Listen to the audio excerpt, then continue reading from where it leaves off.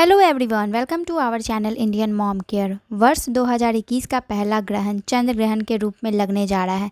पंचांग के अनुसार 26 मई 2021 यानी बुधवार को वैशाख मास के शुक्ल पक्ष की पूर्णिमा तिथि को पहला चंद्र ग्रहण लगने जा रहा है। इस दिन को वैशाख पूर्णिमा के नाम से जाना जाता है। इस दिन व्रत रखने की भी परंपरा है। चंद्र ग्रहण को ज्योतिष शास्त्र में शुभ खगोलीय घटना नहीं माना गया है। पौराणिक मान्यता के अनुसार चंद्र ग्रहण के दौरान पीड़ित हो जाता है। चंद्रमा की शक्ति एक प्रकार से क्षीण हो जाती है। पौराणिक कथाओं के अनुसार राहु और केतु के कारण चंद्र ग्रहण और सूर्य ग्रहण की स्थिति बनती है। ऐसा माना जाता है कि चंद्रमा और सूर्य ने समुद्र मंथन के दौरान अमृत पान की क्रिया जब चल रही थी, स्वभ्रानु नाम का एक राक्षस वेश बदलकर देवताओं की पंक्ति में छिपकर बैठ गया, लेकिन चंद्रमा और सूर्य ने उसे देख लिया और इसकी सूचना भगवान विष्णु को दे दी। इसके बाद भगवान विष्णु ने अपने सुदर्शन चक्र से स्वभ्रानु सिरधर से अलग कर दिया, लेकिन अमृत की बूंद पी लेने के कारण वे अमर हो गए। सिर वाले हिस्से का राहु और धड़ के हिस्से को केतु कहा जाता है।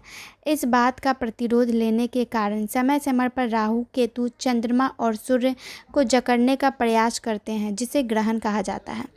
अब जानते हैं कि ग्रहण कब लगने वाला है, यानी समय क्या है। ज्योतिष गणना के अनुसार 26 मई को चंद्रमा वृश्चिक राशि में गोचर कर रहा होगा। इस दिन दोपहर 2:16 से चंद्र ग्रहण आरंभ होगा और करीबन शाम 7:21 पर समाप्त हो जाएगा। आइए अब जानते हैं कि इसका सूतक काल क्या है। चूँकि ये उपछाया चंद्र ग्रहण है तो इसमें कोई सूतक काल मान्य नहीं होगा, तो इस स्थिति में सूतक काल इस ग्रहण में नहीं होंगे। अब जानते हैं कि ये उपछाया चंद्र ग्रहण गर्भवती महिलाओं के लिए हानिकारक है या फिर नहीं।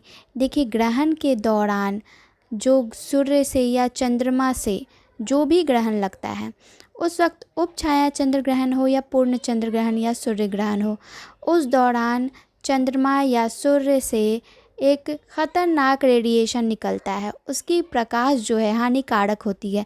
तो जब वह प्रेग्नेंट लेडी के बॉडी पर पड़ती है तो वो कहीं ना कहीं प्रेग्नेंट लेडी के होने वाले बच्चे या प्रेग्नेंट लेडी को क्षति ही पहुंचाती है।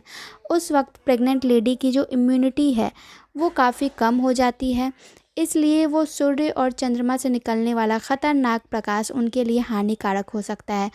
ग्रहण के दौरान आप ये ज़्यादा से ज़्यादा कोशिश करें कि बाहर ना निकलें, उस प्रकाश में ना जाएं, उस समय अपने घर में ही रहें, प्रकाश में जाने से बचें। गर्भवती को ग्रहण के दौरान किसी भी नकारात्मक सोच से बचना चाहिए। कोई भी काटने फाटने का काम नहीं करना चाहिए। किसी भी पशु को या पक्षी को या जीव जंतु को मारने का काम नहीं करना चाहिए। उस वक्त ईश्वर का ध्यान रखना चाहिए और बाहर जाने से बचें। बहुत ज़्यादा ज़रूरी हो कि आपको बाहर काम है, बहुत ज़्यादा ज़रूरी काम है, उस वक्त अपने शरीर को ढक के, यानी कि किसी दुपट्टे से या कपड़े से अपने शरीर को ढक लें। उसी के बाद आप बाहर निकलें, जिससे कि उसके प्रकाश आपके बॉडी पर ना पड़े। दूसरी बात ये कि आपको ग्रहण को देखने से बचना चाहिए। चूँकि ये उपछाया चंद्र ग्रहण है तो इस वक्त भी आपको उस ग्रहण को या फिर चंद्रमा को या सूर्य को देखने से बचना चाहिए। उस दिन ग्रहण के बाद आप स्नान कर सकती हैं या फिर अपने पाँव और हाथों को अच्छे से धो सकती हैं। उसके बाद या फिर अपने गंगा जल से अपने आप को पवित्र कर सकती हैं। इस तरीके से आपको ग्रहण के बाद ईश्वर का ध्यान करना है। हाथ पैर या फिर स्नान करने के बाद आपको ईश्वर का ध्यान करना है। उसी के बाद आपको पूजा पाठ आरंभ करना है। ग्रहण के दौरान आपको पूजा पाठ भी नहीं करना है। चूँकि ये उपछाया चंद्र ग्रहण है तो ये चंद्र ग्रहण पूरे भारत में नहीं माना जाएगा, लेकिन गर्भवती औरतों के लिए ये ग्रहण के अनुसार ही है, एक ग्रहण जैसा ही है। तो वह वही सारी चीज़ें करें जो कि आप ग्रहण के दौरान करती आ रही हैं।